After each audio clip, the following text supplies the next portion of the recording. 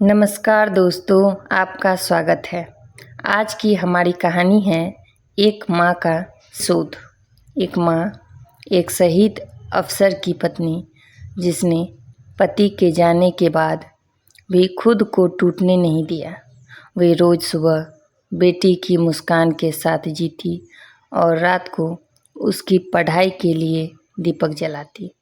जिस बेटे को उन्होंने अपने आंचल में बहादुरी की कहानी सुनाकर बड़ा किया, वही बेटा जब शहर की चमक में खो गया तो उसकी आंखों में माँ की ममता धुंधली पड़ने लगी। यह कहानी है एक ऐसी माँ की जिसने बेटी को आसमान तक पहुँचाया, लेकिन जब बेटे ने माँ को ही नीचा दिखाया तो उसी माँ ने अपने आत्मसम्मान से पूरी दुनिया को जवाब दे दिया।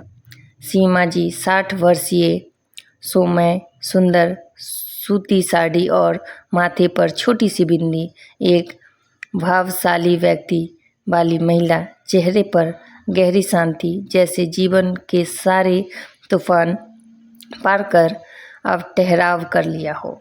कभी वही आंखें भी जो बरसों पहले अपने पति सुरेश जी के कंधे पर सिर रखकर सपने देखा करती थी, एक छोटा प्यारे से घर का हंसी खुशी जीवन गुजारने का, आज एक प्रभावशाली व्यक्ति के साथ लोगों के सामने एक सबक लेकर खड़ी थी। सीमा जी की शादी सुरेश से हुई थी, जो एक आर्मी अफसर थे। उनका जीवन बड़ा खुशहाल और समृद्धि बीत रहा था। उनके यहाँ एक बेटा का जन्म हुआ। वह बहुत खुश थी, जैसे दुनिया की सारी खुशियाँ उनके कदमों में आ गई हो। पति आर्मी में अफसर होने के कारण उस एक शहर से दूसरे शहर में ट्रांसफ़र होती रहती थी। सब अच्छा चल रहा था, लेकिन किस्मत को कुछ और ही मंजूर था। जब उनका बेटा हो गया तो वह बेटा 5 साल का हो गया तो सीमा जी की बेटे तो पति शहीद हो गए।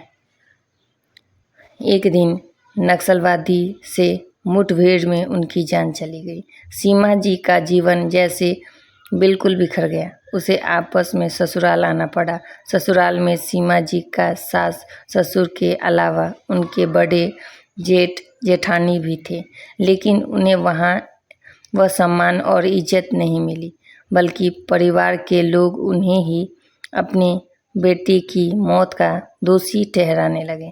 सीमा जी की सास बात बात पर उन्हें ताने देती थी कि तुम्हारी ही किस्मत खराब है, इसलिए मेरी बेटे का सब छोड़कर चला गया। लेकिन सीमा जी ने हिम्मत नहीं हारी और ना ही टूटी। वे जितनी जानती थी अब उनका हर आंसू, हर सांस उनके बेटे के भविष्य के लिए जिम्मेदारी है। उन्होंने दर्द को आंचल में समेट लिया और चेहरे पर मुस्कान ढूंढ ली। सीमा जी ने अपने अकेलेपन को अपने बेटे के सपनों में ढाल लिया। उन्होंने अपने जीवन का हर अध्याय इस तरह लिखा कि दूसरे के बच्चों को भी उम्मीद और हिम्मत मिली। उन्होंने अनुकंपा के आधार पर गांव के सरकारी स्कूल में प्राइमरी टीचर की नौकरी मिल गई। वह ससुराल में रहकर ही अपने बेटे को पालन पोषण करने लगी। वह हमेशा अपने बेटे को बहादुरी और अच्छे संस्कारों की शिक्षा देती थी। हमेशा रोहन को उसके पापा सुरेश जी की हिम्मत और बहादुरी की किस्से सुनाती थी और मन लगाकर पढ़ने की बात करती। सीमा जी अच्छी माँ होने के साथ साथ एक अच्छी शिक्षा भी थी। वह अपने हर स्टूडेंट का मार्गदर्शन करती और उन्हें भी बहादुरी और अच्छे इंसान बनने का पाठ पढ़ाती। धीरे धीरे समय बीतता गया और रोहन बड़ा होता गया। वे छोटा सा रोहन, जो कभी माँ के आंचल में सिर रखकर सो जाया करता था, अब दिल्ली के एक बड़े सरकारी पद पर था। सीमा जी के लिए यह सिर्फ बेटी की सफलता नहीं थी, बल्कि सालों की तपस्या का फल था। रोहन ने भी उच्च सरकारी पद नौकरी प्राप्त करने के लिए मन लगाकर पढ़ाई की थी। दिल्ली में जब जॉब लगने के बाद गांव से रोज आना जाना मुश्किल हो गया था। इसलिए सीमा जी ने अपनी पूरी जमा पूंजी लगाकर बेटे के लिए गुड़गांव में एक सोसाइटी में 3 बेडरूम का फ्लैट लेकर दिया। रोहन अब एक कामयाब और सफल इंसान था। उसके लिए एक से एक रिश्ते आने लगे। बड़े बड़े घर से लड़कियां उनके शादी करने के लिए तैयार थी, लेकिन सीमा जी ने एक खूबसूरत पढ़ी लिखी व सामान्य घर की लड़की को अपनी बहू रूप में चुना। और फिर रोहन की जिंदगी में आई रिया, एक सुंदर, आत्मविश्वासी, आधुनिक विचार वाली लड़की। पहली बार जब सीमा जी ने उससे देखा तो मन ही मन बोली, मेरे रोहन के जीवन में रंग आ गई।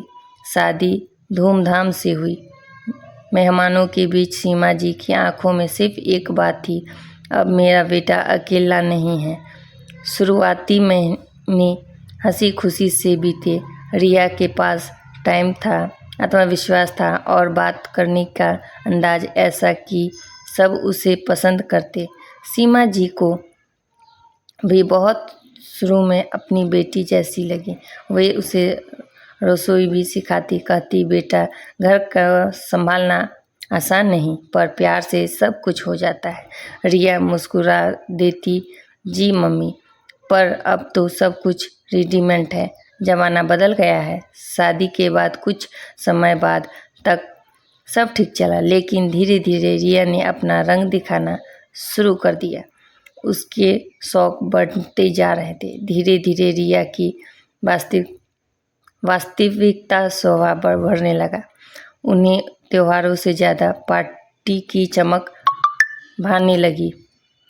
पार्टी करना, शॉपिंग करना उसकी आदत में बदल गई। वह सुबह योगा स्टूडियो, दोपहर शूटिंग मार्ग और शाम दोस्तों के साथ कैफ़े में बिताने लगी। घर की सादगी उससे बोरियत लगती थी।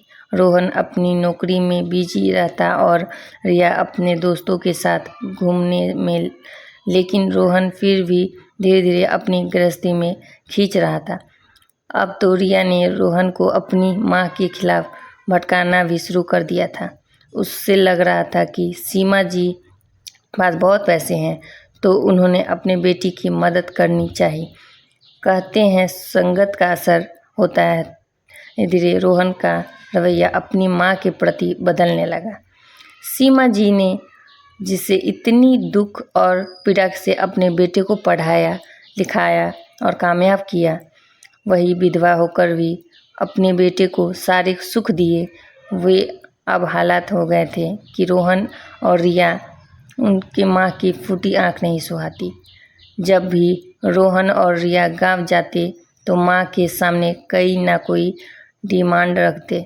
रोहन जो कभी माँ के आगे सिर झुकाकर बैठता था, अब रिया के शब्दों को सहमति में सिर हिला देता।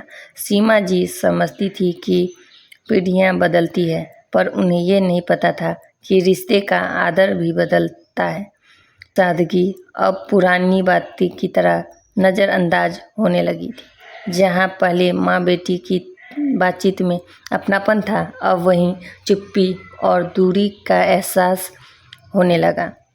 अब उस घर में जहाँ कभी माँ बेटी की हंसी गूंजती थी, वहाँ आजकल एक अजीब सी खामोशी बसती है। चमचमाते फर्नीचर, महंगे पर्दे और खुशबूदार मोमबत्ती थी, पर रिश्तों की गर्माहट कहीं खो गई थी। रोहन धक्का हुआ होता, बहस से बचने के लिए वह बस सिर हिला देता। धीरे धीरे उसकी चुप्पी रिया की सहमति बनती गई। फिर भी सीमा जी हर रात भगवान से यही प्रार्थना करती, हे प्रभु मेरे बस जाए। पर उन्हें यह नहीं पता था कि जिस घर की नींव उन्हें रखी है, उसी घर में दीवार से भरी है। सीमा जी कुछ नहीं कहती। वे जानती थी कि प्यार की जड़ें चुप्पी में भी सांस लेती हैं, पर जब हर दिन अपेक्षा की धूप लगी तो वे भी सूख जाती है। रात को जब वह अकेले रसोई में अकेले बर्तन समेटती, उनका दिल फुसफुसाता, जिसे मैंने सभ्यता सिखाई, वही आज मुझे शब्द कहता है। अगली सुबह रिया अपने दोस्तों के फ़ोन पर बात कर रही थी। यार, मेरी सास ने अभी तक वही देसी स्टाइल फॉलो करती है, कितना आउटडेटेड सोचती है। सोचो, धीरे धीरे संस्कार भी, भाषा और आधुनिकता की बोली इस घर में दो अलग अलग दिशाएं बन गई। रोहन बीच में था और हर बार वही दिशा चुनता जहाँ शोर ज़्यादा था पर सच्चाई कम। रात को जब सब सो जाते तो सीमा जी बेटे के बचपन का फ़ोटो हाथ में लेकर बैठती, और कितना प्यारा था वो। मेरे आंचल में ही तो वो दुनिया थी तेरी, अब मैं तेरी दुनिया के बाहर क्यों हूँ। रोहन और उसके सवाल का जवाब हर रात उसकी आंखों में कोने से चुपचाप चपटने से हमें ये सीख मिलती है कि जीवन को हम जितना सरल सोचते हैं उतना सरल हमारा जीवन नहीं रहता। हमें अपने जीवन में हम जो सोचते हैं कि हम जैसे हैं वैसे हमारे आने वाली जनरेशन रहे तो ये संभव नहीं है। और सबसे अच्छी बात यही है कि कोई भी परिस्थिति हो हमें धैर्य रखनी चाहिए, और जब हमारा धैर्य ही हम सही मंजिल तक पहुंचाने में हमारी मदद करती है। फ्रेंड्स, आप सभी को अगर मेरी ये वीडियो पसंद आए तो प्लीज़ लाइक कीजिएगा, शेयर कीजिएगा और चैनल को सब्सक्राइब करना नहीं भूलिएगा। Thank you so much watching this video.